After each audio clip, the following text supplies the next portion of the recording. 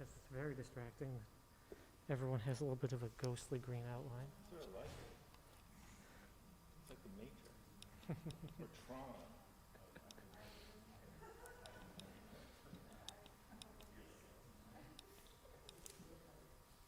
Can I shut this down? I think, Oh, wait. yeah, just wait a second. Let me check on my phone to see if we are actually broadcasting to YouTube. Live. Oscar Hall. It's 2021. Sorry. Go on, Rickle. That's right, sorry. Tom Russell's Disabled concert number 2. Bob. Phil is still. Well, the good news is, okay, yep, we're going live. And the good news is that because I have the focus speaking on, that's the thumbnail image. It's Is that beautiful. one with the weird green I love outline? it. I love it. So I can close this. Yep. Ruby.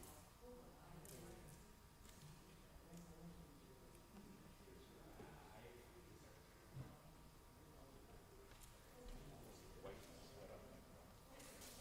Is it this one? It's the, yep, that's it. So, yeah, perfect. Set that up, but we'll change that momentarily.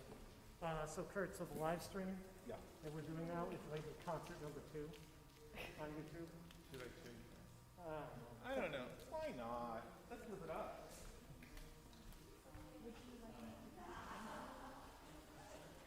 That would be great. So maybe I'm just going to see this real quick. if Is this going in? Yes. Okay, good. Good, good, good. see that, and that'll be like, let's just say 30.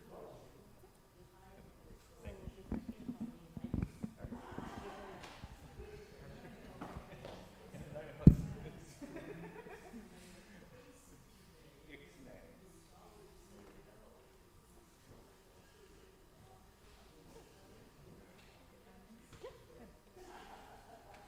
Yeah, if you want to be on that side, I'll be on this side.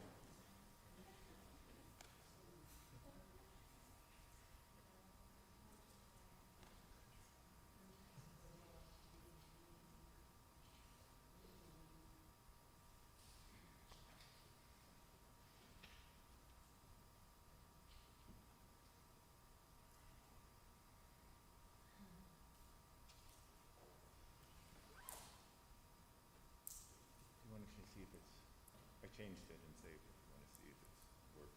I'm going to go get a towel. Okay.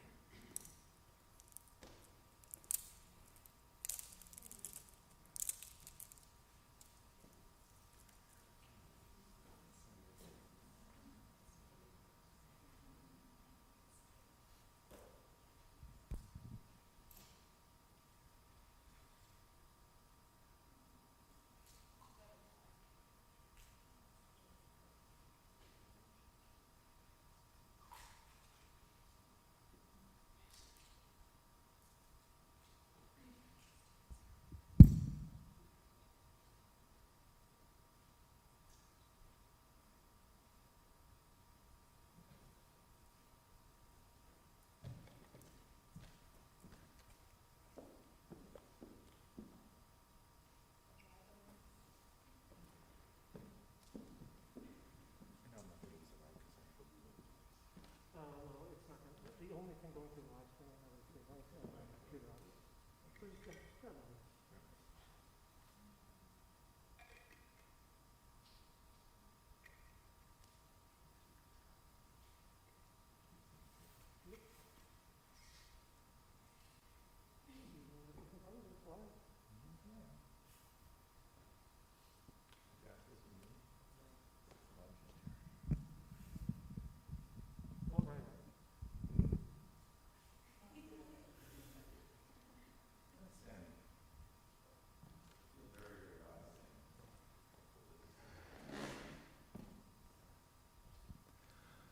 Welcome, everyone. It's great to see you. And tonight we're going to be having a little sharing portion and a conversation portion with our 2021 Composer Fellows and both of our guest composers. Just looking at this stage is, I don't know, I just feel like we're about to take a test or something, you know, just like starting with, like, you know, what's your favorite fruit? It's a test that I could possibly pass that test. That's about the only test I could pass. The format for tonight is the first part will be Linda Catlin Smith and Amadeus Reguesera are going to be talking about themselves, their work, and just sort of what creativity is for them, and they're going to share a little bit of their music with you. Then we'll have a short question and answer portion. And then after that, we're going to have a larger conversation with the rest of the fellows.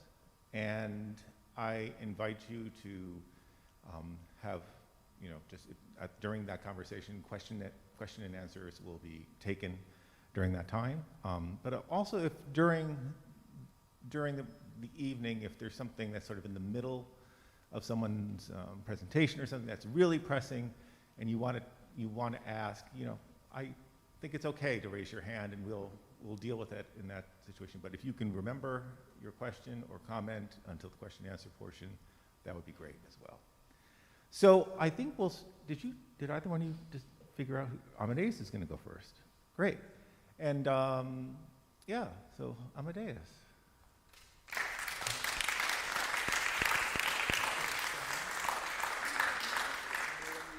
Hi, my name is Amadeus Reguesera. Can you hear me okay?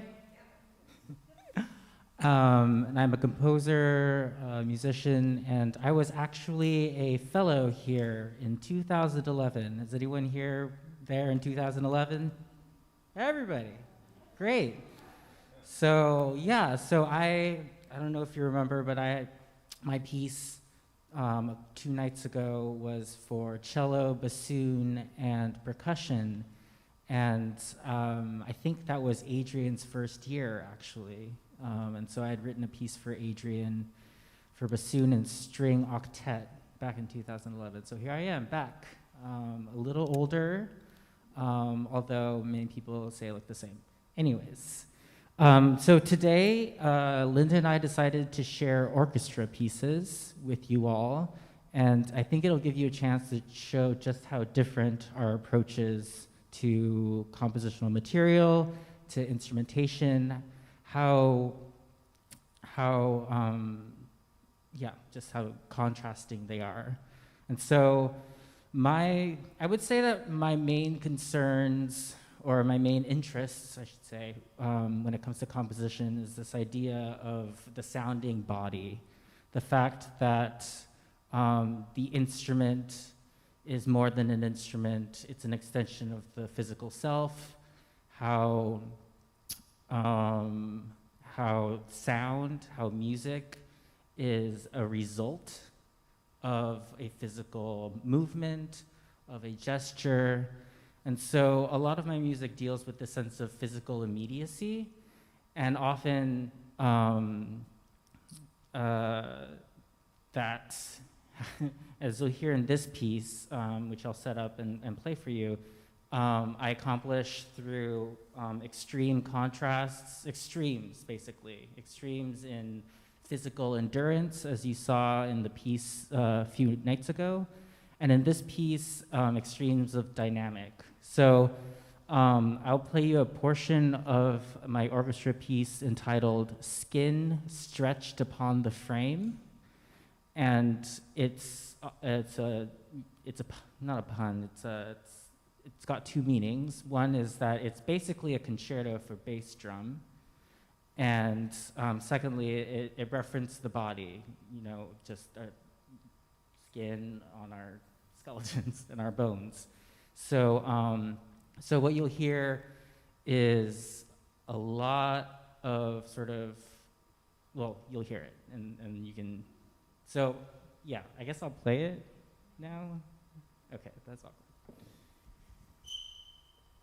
And if it's too loud, just raise your hand, and I'll turn it down.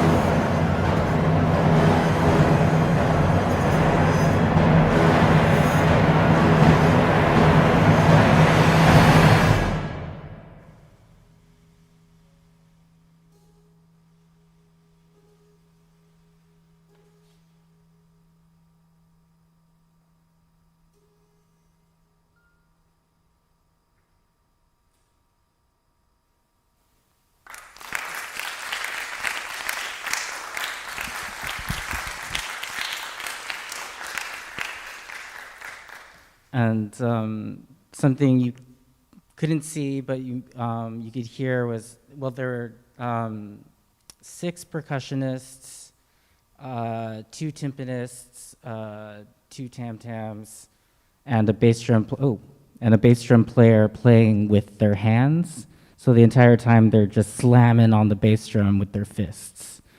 And so it sounded pretty quiet, but yeah, it was a very boisterous, loud, violent piece. And yeah, so I feel like that's indicative of my approach to composition. Is I'm trying to find this place of immediacy in effect to sort of to try to elicit kind of intimacy, if that makes sense. So the more aggressive a sound is, or the more physically immediate a sound is, I feel that like I'm coming closer to you as an audience in a way.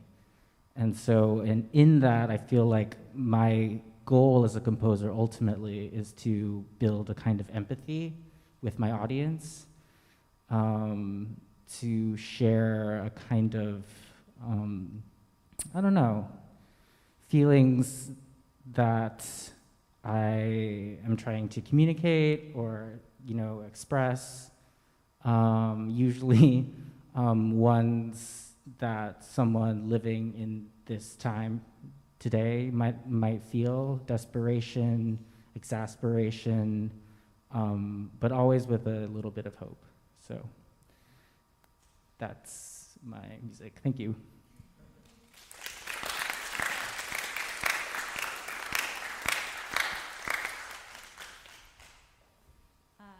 Hi.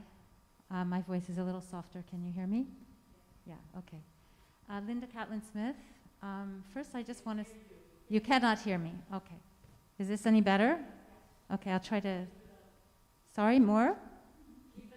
Keep it up. Okay, just yell at me if it goes down. Okay, I'm a quiet person. I'll do my best. Masks don't help.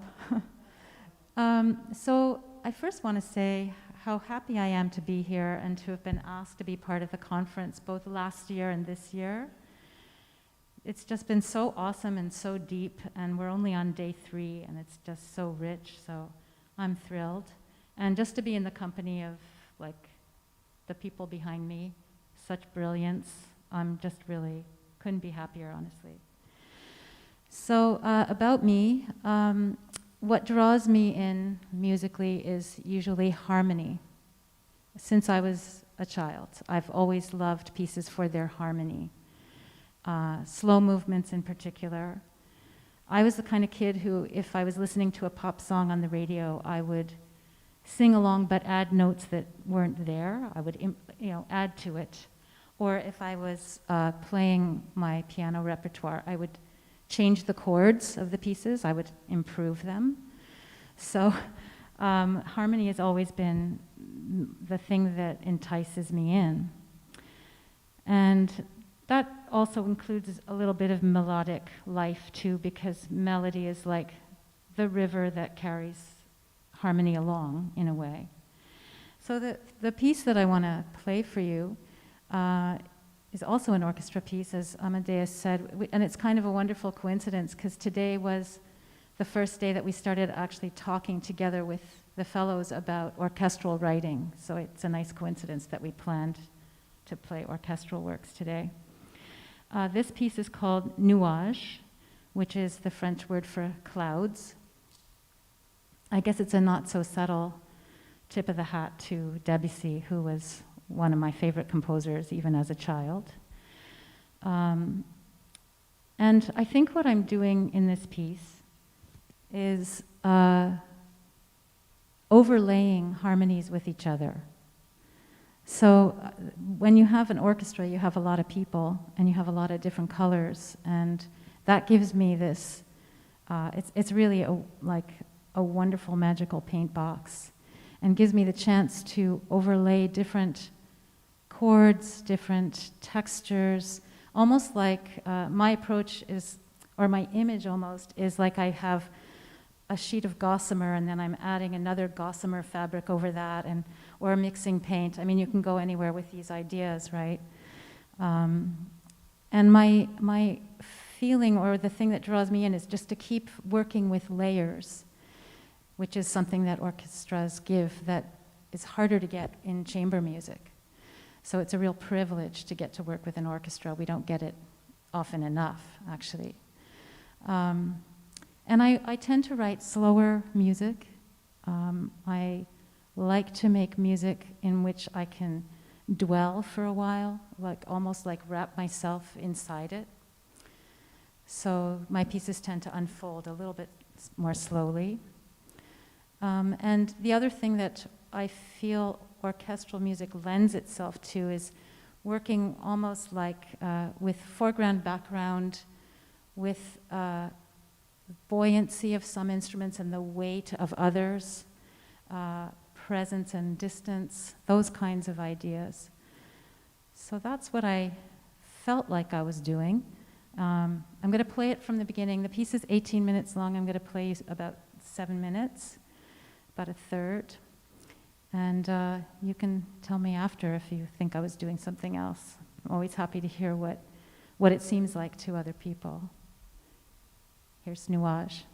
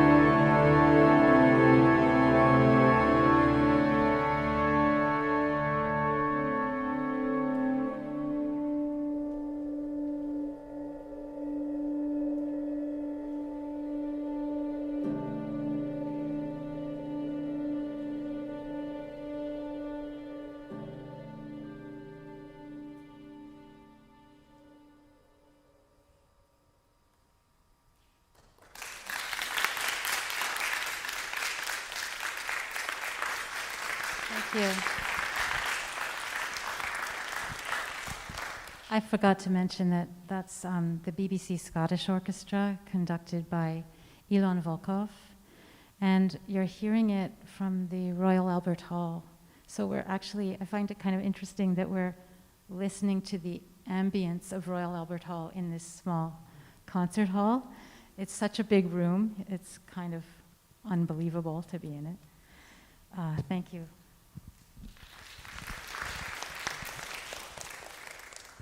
Thank you both. That was wonderful. I wanted to talk a little bit, well, first of all, before we begin our conversation, you're going to notice, in case you haven't already noticed, when composers talk about their work, metaphor comes in an awful lot. But that's okay, because it's basically one of the only ways we can really communicate what our intentions are, the things that are of interest to us, and how we translate that into the actual practice of composing, and therefore, and thereby into the piece of music.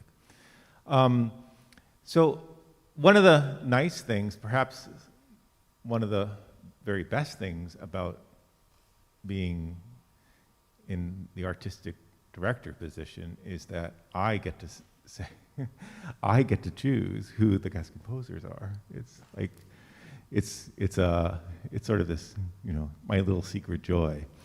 And I also get to participate. So the way it works is I get to choose the guest composers, and then the guest composers decide who the fellows are going to be. And I sit in on their discussion, but I don't really, I just am sort of like wallpaper. Well, a little more than wallpaper, but talking wallpaper. And I'm just struck that one of the things that struck me when, Amadeus, when you started talking was about how different the two of you were. And I think that contrast is a really important, was one of many considerations when I was trying to figure out, who would be the composers for the next few years. But in fact, I think that one of the unifying things between both of you, your work and also your approach to what it means to create, is that both of you are trying to reconcile very clear musical parameters. So you mentioned harmony. And first, I would just like to say that I know both of their work for many years, and I'm a deep admirer and fan. So I have an idea of what their work does and embodies. So, but you had mentioned harmony, and I think that's true, but there's always, in all of your work, there's always this very interesting, almost an imperceptible threshold whereby the harmony takes not just an unexpected turn, but we don't even know it's taken the turn. And it's continuously mesmerizing to me how you pull that off and get away with it, Linda. It makes me angry. Over and it doesn't really make me angry, of course, but over and over, because in a way that is a type of reconciliation, and also you're creating an environment where you then have to reconcile the way the harmony is working.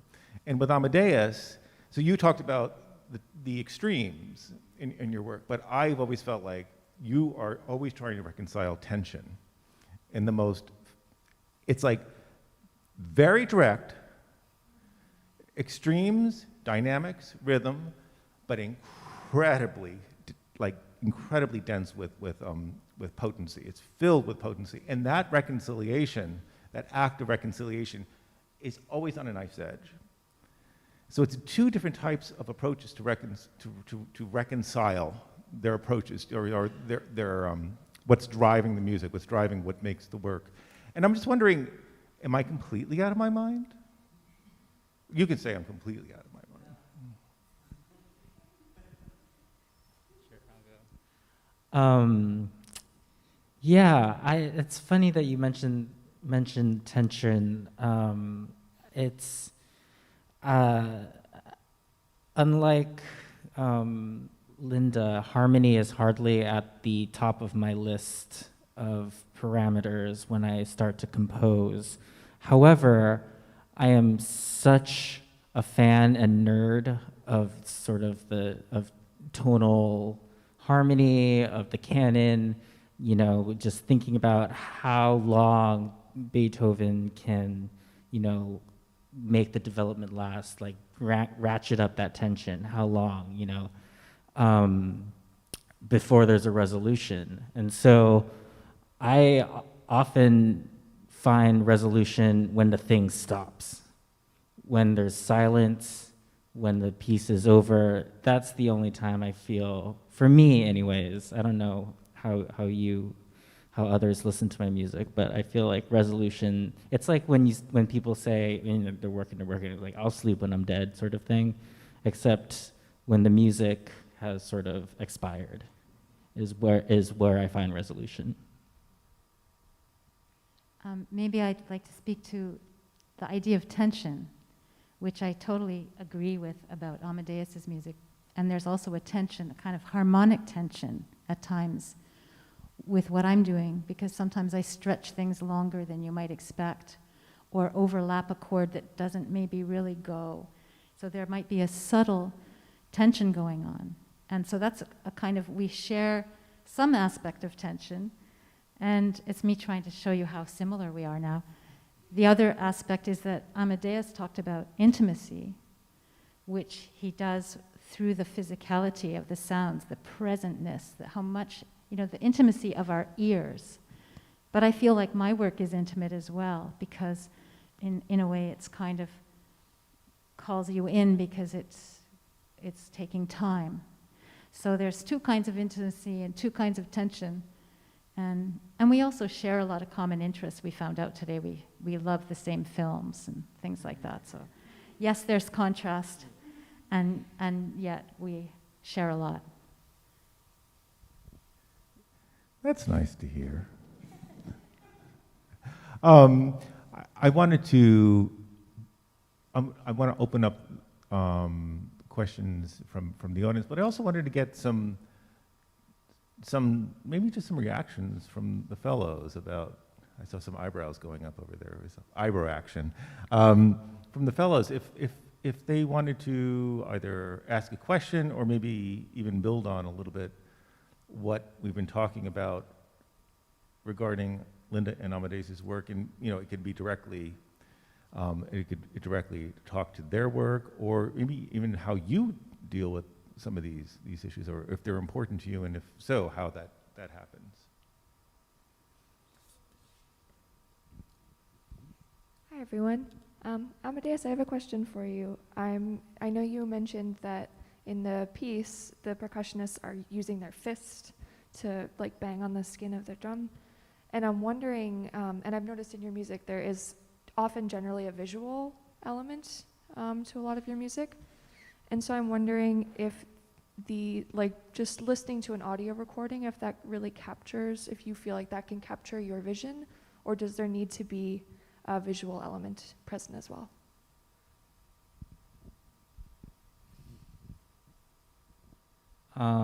Thanks, Erin. This is Erin. Yeah, so this piece was written 3 years ago, and since then I've sort of really dove into this intermedia kind of space. And so at the time, I didn't realize how potent of an image it was for a percussionist to be wailing on a bass drum. But that was sort of the reaction that I was getting, was that, like, wow, that's crazy, that's wild. Since then, my music has become slowly much more, you know, performance art, installation, like, sort of more visually minded. So for this piece, I think this is sort of one of those pieces that can exist as both just an audio recording and, if there was a video recording.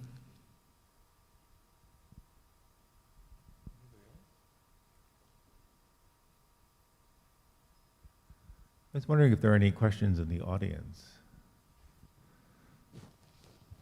Thank you.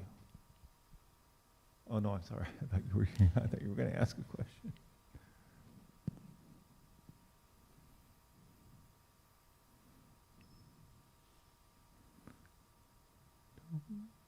Okay. So what I would like to do now is we're going to do something very, almost perfunctory. I apologize. But we had you've been getting to know the composer's work through the performances, but I just like to have them just talk a little bit and introduce themselves. And maybe if you could just say, just where you are right now in your life, if what you're doing. Nothing particularly. You have to go into. Don't give us too much information. Is that what I'm saying? But I think it would be really nice for you to just tell everyone the type of, because right now often composers talk about their project. Their composition is involved in some type of project, and I'm not very interested in that. But I'm more interested in what is driving your creativity. What is central to your creativity right now, and the type of work you're making. Hello? Okay. Hi. I'm Igor Santos, and I'm coming here to Massachusetts from Chicago. I finished my degree. Oh, I'll speak louder. I'm coming from Chicago, where I finished my PhD in music in 2018, and now for the last 3 years I've been freelancing as a musician, as a composer, and a few other things. What drives my creativity?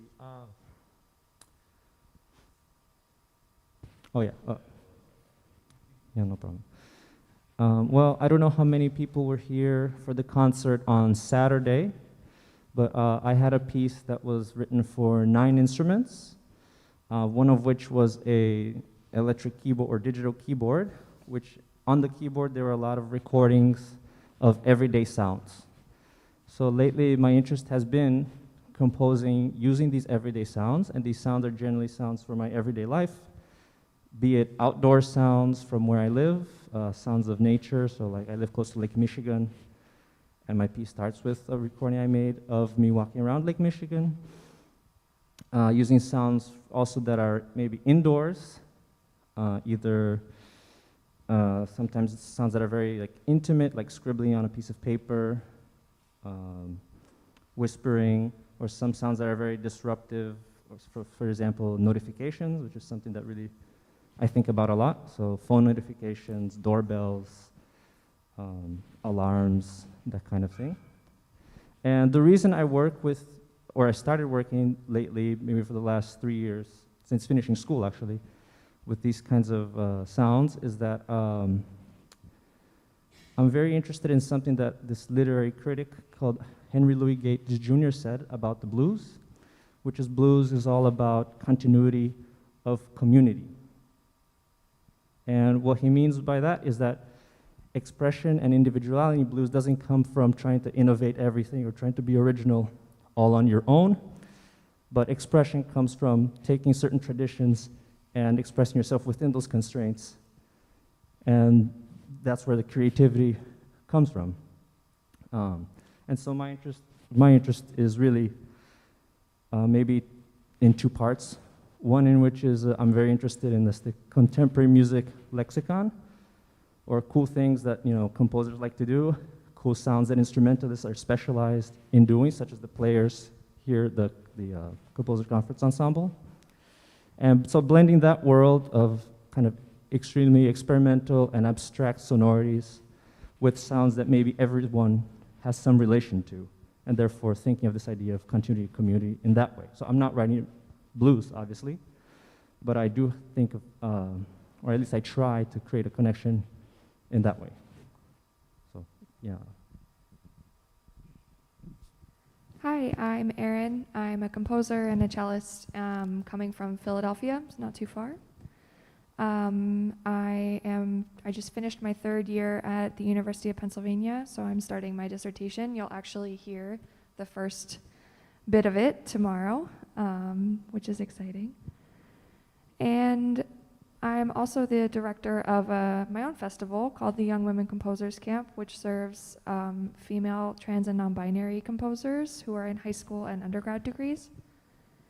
And my creativity has kind of existed between the, I guess I'd say, strictly creative world, so artistic universe, and a more administrative nuts and bolts kind of world, existing in the role of both the composer, the one creating the music for the stage, and also the one organizing it. And I am still trying to figure out how to mitigate those two universes. But I am always inspired by the students who I work with, and my colleagues here at the conference as well.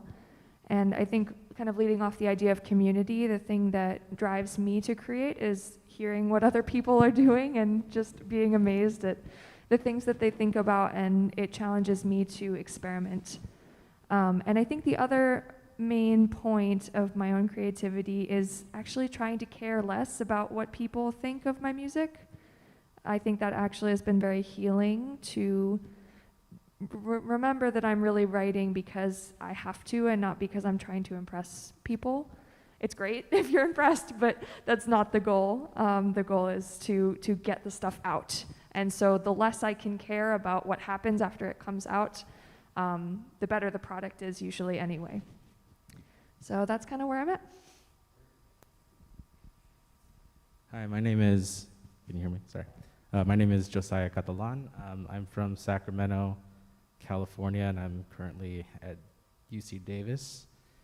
And in terms of my creativity and what kind of drives me in writing music, I think it always starts from a place of just getting lost in sound. And that's kind of how I've always really composed. Sometimes, oh, sorry. So, I can't tell. Sometimes, a lot of times when I'm writing music, you know, we have all these influences that kind of enter us, whether overtly or subconsciously. But usually, whenever I start composing, it always starts from starting on an instrument and a piano and just kind of improvising. And I kind of like to take a more intuitive approach and let kind of, you know, those notes or whatever I play just kind of tell me what to write, you know? And I think that's always been something that's been part of my own personal process. And then also being okay with, you know, copying other composers too. And I think that took me a long time to reconcile because I'm like, oh, I'm just gonna sound like this or that. But I think once I got past that point of, you know, being okay with, you know, sounding like a certain composer or a certain band, that really kind of helped me break through to the next level of being comfortable with writing whatever music I wanted to write.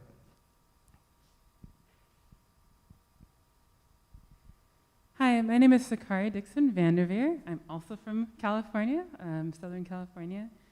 I'm a composer, violist, teaching artist.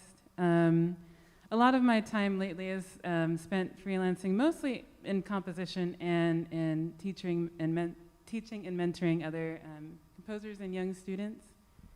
I have a program, for example, called the Youth Can Compose Summer Workshop that just finished about a week before this started, for students ages 10 to 18 who are brand new to composing.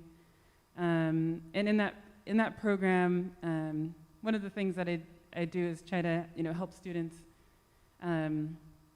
sort of, you know, find their own voice with composition and not necessarily tell them, you know, what kinds of notes to put down or what style, things like that.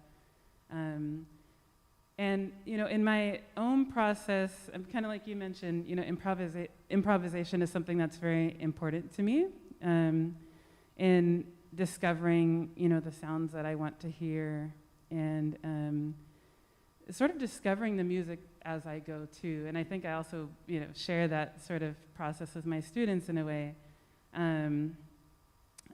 So that way they can also, you know, find their voice, so to speak. That's something that's really meaningful to me. I'll also add too, something that really motivates me as a composer is I like composing with limitations in a way. It's a good challenge for me. When it comes to, in addition to like writing for professional level ensembles, I also write for students and amateurs, and so finding a way to express myself and my style in a way that fits their needs is something that I find really motivating. But similarly, when I work with more advanced performers, I also like to, as much as possible, have a really intimate collaboration and, figure out, what they're looking to express, what sort of techniques they like or are not getting enough of in their repertoire, and then also find a way to sort of like meet in the middle with that. I'm not necessarily looking for someone to tell me what to do stylistically, but I do like to impose those limitations upon myself. And I definitely did that last year, especially with Maxine Trogler, bass trombonist, who was part of the CPI last year. That was very, very fulfilling to do. So there's a little bit about myself, and I will turn it over. Hi, I'm Jack Langdon. I'm a musician, a video artist, and a writer. I currently live in Vermont, very, very close, just a short 2 hours away from here. I think it's hard to pick one, so I'm going to say two things. There are two things that I think pretty consistently have inspired my creative life. And actually, the most substantial of those is this thing. I grew up very sort of a self-taught musician, and the pipe organ was actually the first instrument that really allowed me to not only explore sound, but start creating sounds of my own. I was very fortunate that I lived in a community where there was a church that allowed me to more or less go in and experiment with this instrument 24/7. And spending time with that instrument allowed me to start thinking about what it was about my own sense of listening and how I thought about the music that I would encounter in my everyday life and what I wanted to bring from that into new experiences that expressed desires of my own. And from spending time at the organ and continuing to be an organist, I've increasingly composed more and more music that sort of grows out of that same experience. The organ has this capacity to sustain sounds for long, indefinite periods of time in a way that not many other instruments have the capacity to. So a lot of my music tends to be very slow.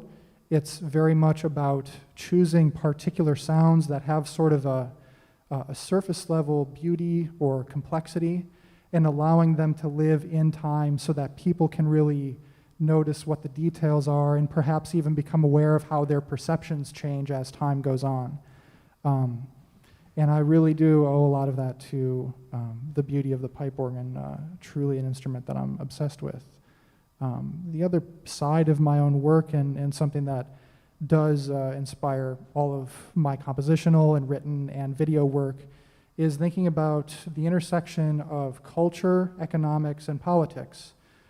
Something that I have been very sort of sensitive towards even since I was an undergrad is just how music and building relationships within cultural communities is very much like other types of relationships that we form in day-to-day life. And of course, the sort of importance of making music is something that is acknowledged and well observed and basically anywhere in the entire world. But thinking about how creativity as this really vital social force that has the capacity to heal people and to bring people together, and what conditions creativity can be supported under is something that I think about quite a bit. And in particular, I like to think about sort of showing a lens on places where oftentimes it doesn't work, and finding people who have a very deep passion for telling the stories of amateur musicians, and people who oftentimes, for many different reasons, don't have the time or the resources to develop the type of very, very deep engagement with instruments that maybe their hearts really do desire. And thinking about what are the political conditions that basically disallow that type of phenomena to occur. So I usually explore this through video. I write quite a bit on the topic, but my music is my music, and I suppose that's separate. Thank you. Hello everyone, my name is Bahar Royali. I'm originally from Iran. I'm currently living in New York. This is I just finished the 3rd year of the PhD program at Graduate Center CUNY, and I hope you're hearing me enough. It's very hard for me to pick up a specific resource for creativity. I think there are like a film, or there are a lot of films, movies, which are the same, and books, poetry. Talking with friends, people, they can be the resource for creativity for me. But the main thing that recently has become important to me is anything that is considered error, the sounds that are quiet, the sounds that are considered unimportant, or auxiliary, those things, or the bodies that are considered not perfect, they have become an important part of the way and the process of my thinking in my composition.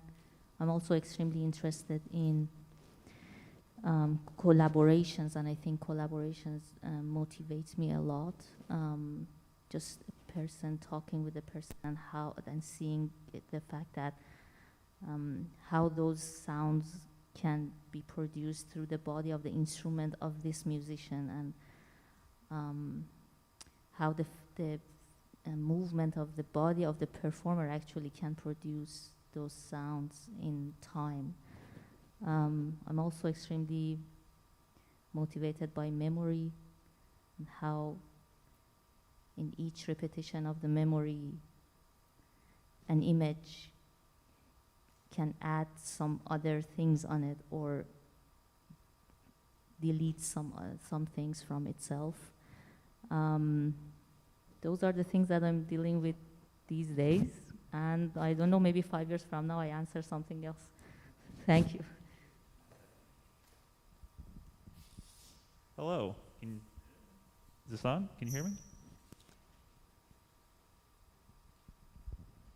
Oh, can you hear me? Is this okay? Oh, hello. My name's Cory Reader.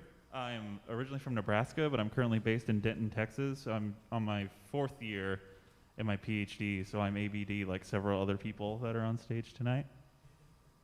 I'm incredibly motivated by so many different things that when I'm hearing other people talking about their music, it's like, oh, I want to talk about that, I want to talk about that, and then I want to talk about that too. So it's fortunate to be at the end, because I can kind of filter out things and decide which one I think is more interesting. So I'll talk about those now. My favorite food's guava, by the way. When you ask if we have an exam about our favorite foods, my favorite fruit's guava. That's all I have. Thank you. I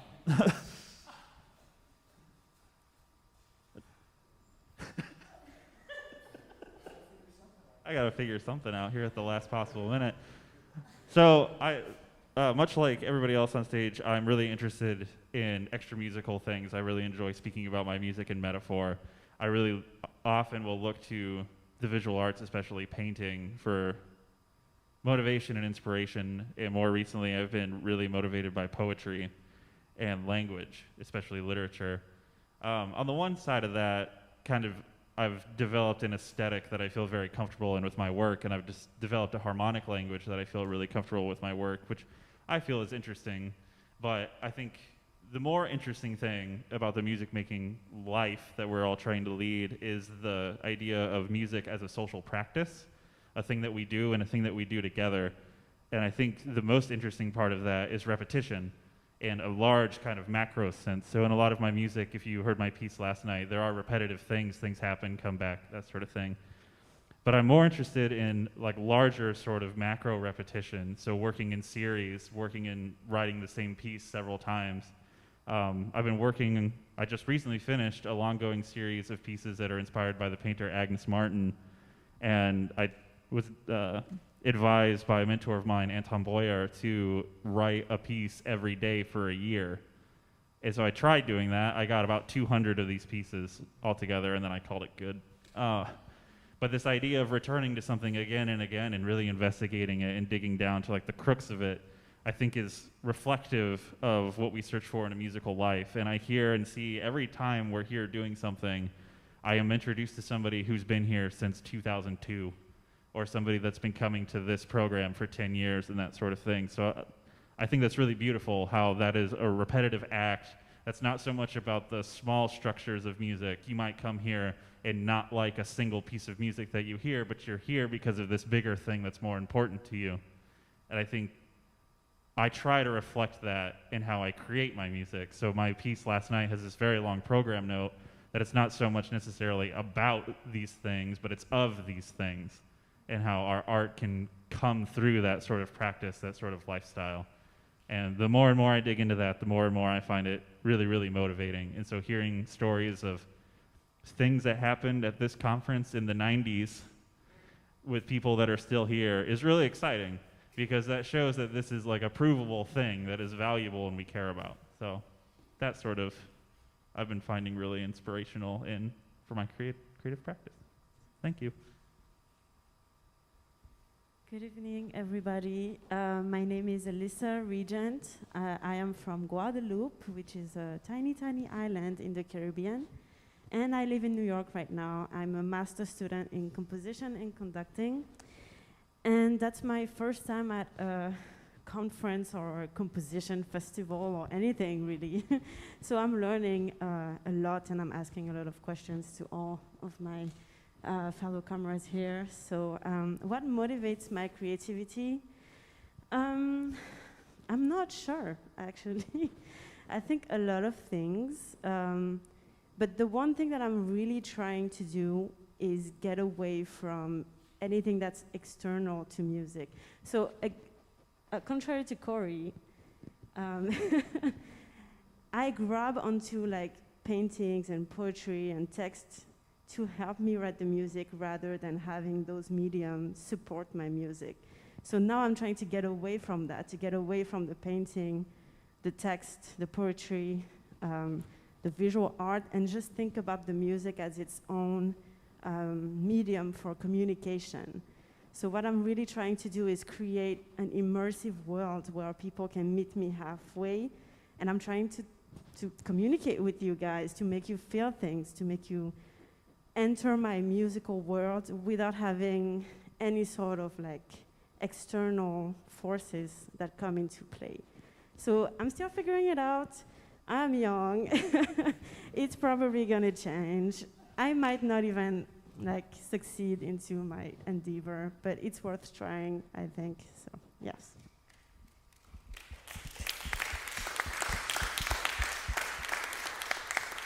Thank you. It's on? Oh. Thank you, everyone. I have a question for the audience, and it's your own fault, because almost everyone raised their hand when Amadeus said, like, what did you were here in 2011, and how many of you were here in 2011? And then the arms shot up. I was here in 97. Let's not discuss that. It shall go unsaid. So is Chris back there. And I'm just wondering, for those of you who have been here for the duration, does this seem different to you?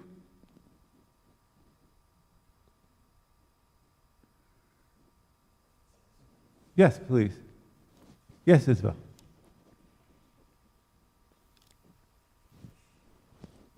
And I mean, you know, the music, the reasons people are writing.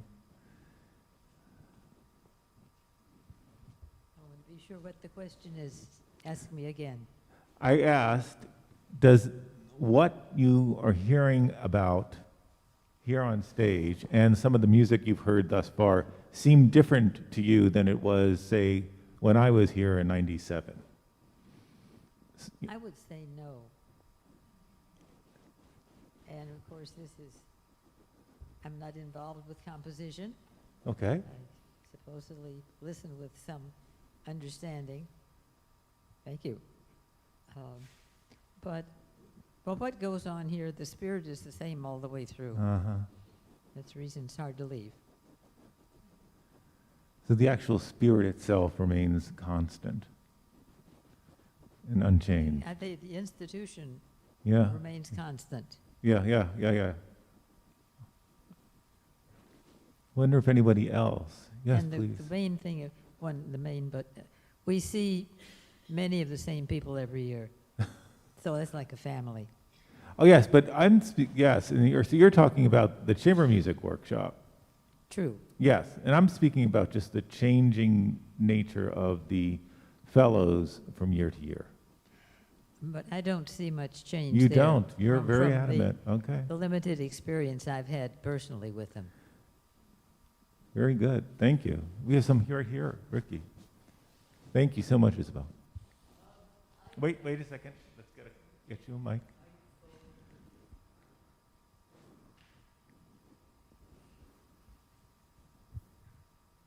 I too am a long hauler. Nobody compares with Isabel, but Okay, now I've you been- need to hold the mic close to you. Okay, I'm not Okay. practiced at speaking with a mic. Is It's this okay? okay. That's great. Okay, so what I would say is there's definitely a continuum. Mm. And I might mention that the first year I was here, my impression is this is a golden age of music, of new music that we're entering on.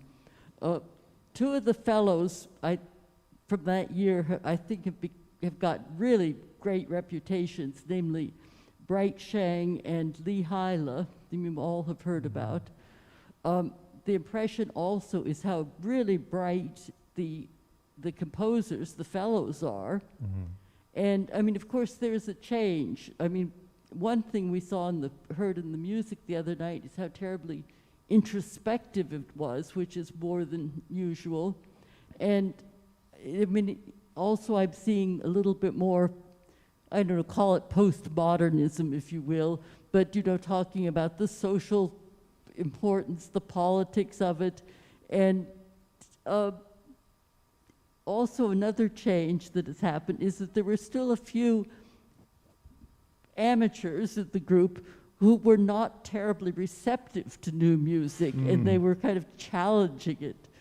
But I mean, it's really wonderful to see the continuum. And of course, we all know we need more music in the schools. We need to improve the whole scene for the arts. I mean, this is, it's more desperate than ever. Thank you so much. I've been coming since the 1970s. Yes, Andy. And I think that the style of the new music has changed a lot from then to now. There was a much more of an attempt to make sure that there was no rhythm and no melody when I first started coming here. And I'm so happy to see that a lot of the newer compositions do have rhythm and melody. So that's my observation. Yeah, great. Thank you. That's wonderful.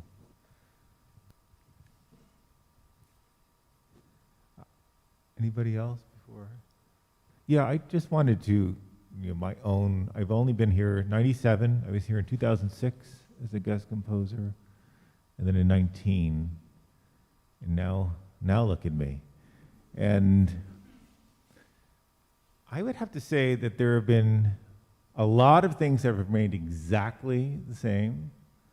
I think you're absolutely right that there is a constant, which is underlying all of my time, each visit back, which is a constant of people really wanting to try to do something special with their music, to try to connect with listeners, to try to explore things that they otherwise might not try elsewhere, because the conference is the place where you have permission to try to do that. I do think that, even just in the last couple of years, that there has been an interesting shift where different types of music that might not have appeared or been heard on a stage in this type of setting as a concert are now, it's more anything. It's really very fluid. There's a type of, it's not even a hybridity any longer. I think it's just sort of an everythingicity. And that is very exciting because it allows you to realize that the potential for things, for creative acts to explode outside of, for creative acts to explode and grow outside of maybe much more narrow parameters from maybe when I was here in '97, is increased manyfold. I really believe that. I was wondering if you had any questions. Either one of you. Nor any comments? No? Any other comments? Questions? Fruits? Okay, we're going to end with fruit. I like grapes. Well, we're going to go down. We're going to start with Amadeus. Your favorite fruit. And it doesn't have to be a real fruit.